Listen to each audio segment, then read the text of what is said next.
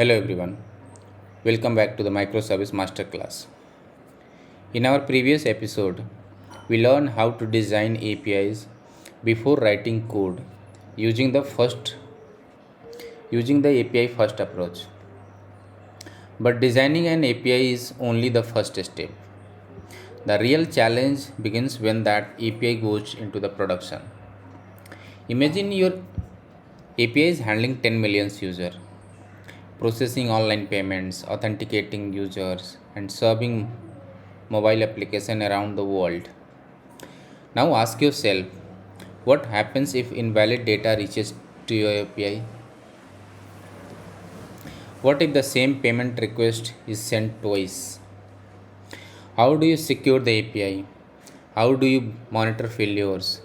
How do you upgrade APIs without breaking existing clients? These are the questions we will answer today. So let's begin. Let's start with the first point, API validation. Every request that reaches to your API should be treated as untrusted. Never assume the client sent the correct data. Suppose a client sends a request to create a user like John, like name, email, and age, right? Before saving this data, your API should validate it. What would be the types of the validation? Required field. Is the name present?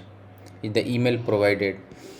Missing mandatory information should immediately return a 400 bad request. Data type validation. Age should be a number. Email should be a string. Date should follow the expected format, right? Regex validations.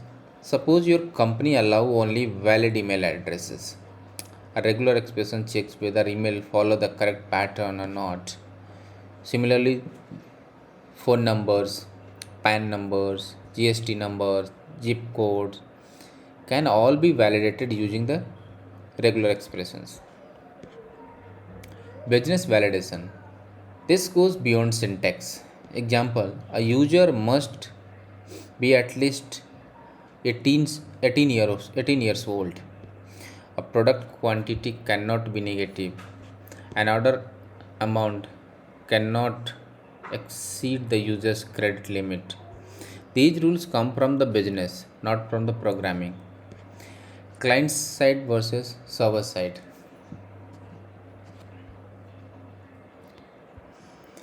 The browser may validate form before submission, but never rely on the client side validation. Anyone can bypass JavaScript using Postman or curl. Therefore, server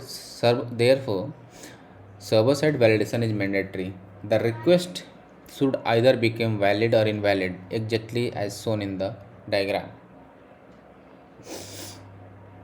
Right? Now let's move to the next section, error handling. A production API should never return random error messages. Instead, every error should follow a standard format. Imagine a front-end developer receives this null pointer exception. Can they understand it? No, right? Instead, it returns if returns structured JSON like success false, error code, user not found, message like the request user does not exist, trace id abc123, whatever it is. Now let's discuss the http status codes shown in the panel. 400 invalid request, 401 user is not authenticated, 403 user is authenticated but lacks permission, 404 resource not found, 409 conflicts such as duplicate email, 422 validation passed syntactically but violated business rules, 429 too many requests, 500 unexpected server error, 503 server temporarily unavailable. A global exception handler ensures all API returns error in the same format. Finally, notice the trace ID, correlation ID. Right? If user reports an issue, operation team can reach logs using unique identifier to trace the request across multiple microservices. Right? Now let's move to the next section, idempotency. One of the most important concept for the payment system is idempotency. Imagine you busy you imagine you buy a laptop online.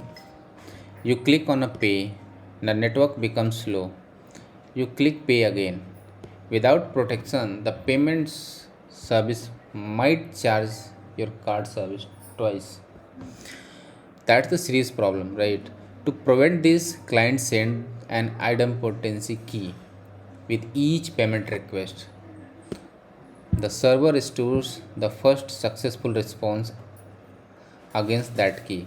If the same request is if the same request with the same key arrive again, the server returns the previous response instead of the processing the payment again. The result, only one transaction is created no matter how many times the request is retried. Companies like Stripe and PayPal rely heavily on this approach. Okay. Now we'll move to the next section, API security. Security is one of the most critical aspects of any production API. Let's go through each item. HTTPS or TLS encrypts communication so attackers cannot read data in transit. Right? Second is JWT authentication, verifies the identity of user. OAuth 2 allow user to grant limited access to third party application without sharing password. API keys, identity trusted consumer. Course, control which website are allowed to call your API. CSRF protection, prevent fogged browser request.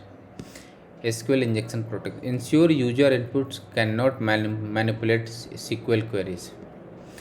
Always use prepared statement or ORM frameworks. XSS protection prevents attackers from injecting malicious scripts into web pages.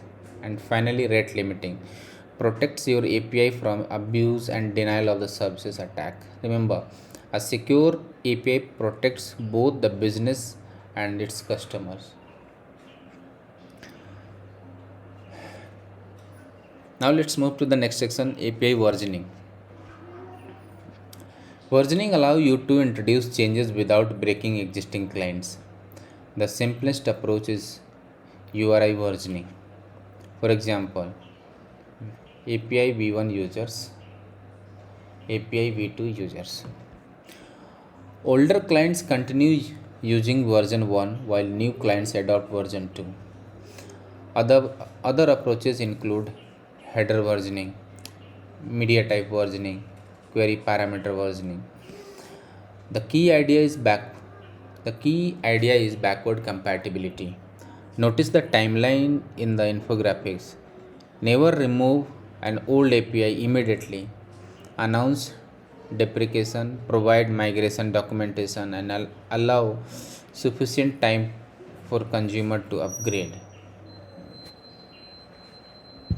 Section 6, logging and monitoring. Once APIs are in production, you need visibility. Every request should generate logs. These logs can be collected into the ELK stack for centralized analysis. Metrics are visualized using Grafana. System performance is monitored using Prometheus. Distributed tracing is enabled through OpenTelemetry, allowing you to follow a request across multiple services. Every log entry should include correlation ID and trace ID. These identifiers make debugging distributed system much easier. Now let's move to the next section, rate limiting. Suppose one client sends 1 lakh requests per second. Without limit, the API could become unavailable for everyone. That's why we implement rate limiting. The infographic shows several algorithms: fixed window, sliding window, leaky bucket, token bucket, which is mostly recommended. The token bucket algorithm allows short burst while maintaining the average request rate. Requests within the limit are allowed. Requests beyond the limit receives 429 HTTP status code, that is too many requests. Right? Now let's move to the production best practices. Production API should have consistent response format, pagination for large data set, filtering and sorting, reasonable timeouts, retry mechanism, correlation IDs, secure default, health check endpoints, idempotent operations where appropriate. These practices improve scalability, reliability, and maintainability. Right? Next section is user registration for API case study. Let's connect everything with a real example. A client submits a registration request. The API validates the input. It checks whether the email already exists. Right? The password is securely hashed before storage. The user record is saved in the database. Okay, the JW2 token is generated, an email verification link is sent, and finally the API returns the successful response. Okay, this simple flow combines validation, security, logging, authentication, and business rules into one production ready API. Now let's move to the next section, common mistakes. We should avoid these common mistakes like returning HTTP 200 for every response, skipping validations, exposing stack traces, weak authentication, breaking backward compatibility, no rate limiting, inconsistent error response, returning sensitive information such as password or internal database details. These mistakes reduce security and make API difficult to maintain. Okay, let's see the best practices checklist. Before deploying an API, ask yourself, are all inputs validated? Are correct HTTP status code used? Is the error response standardized? Is HTTPS enforced? Is authentication implemented? Is versioning in place? Are requests logged? Is monitoring configured? If the answer is yes to all, your API is much closer to production readiness. Right? There are common interview questions for the senior backend roles. What is API validation and why it is important? Explain idempotency with a payment example. What is the difference between put and patch? JWT versus OAuth 2. What is course? How do you handle exception globally? How do you prevent duplicate payment request? What is a correlation ID and why is it useful? Right. So if you can confidently answer this, you will be well prepared for the backend and solution architect interview. So there are some key takeaways from today's lesson. A production ready API is not just an endpoint that works, it should be secured by design, reliable under failure, versioned for future evolutions, observable through the logs, metrics, and tracing, consistent in request and response. Remember one line, great APIs are not measured by how quickly they are built, but they are reliably they perf- but by how reliably they perform under real world production traffic. right? So in the next episode, we will move to the one step further and learn about the API gateway and API management. You will discover how companies like Netflix, Amazon, and Uber routes millions of the requests using the gateway that provides authentication, rate limiting, routing, caching, monitoring, and service discovery. If you enjoyed this lesson, don't forget to like, share, and subscribe to the Microservice Masterclass. I will see you in the next episode. Thank you so much.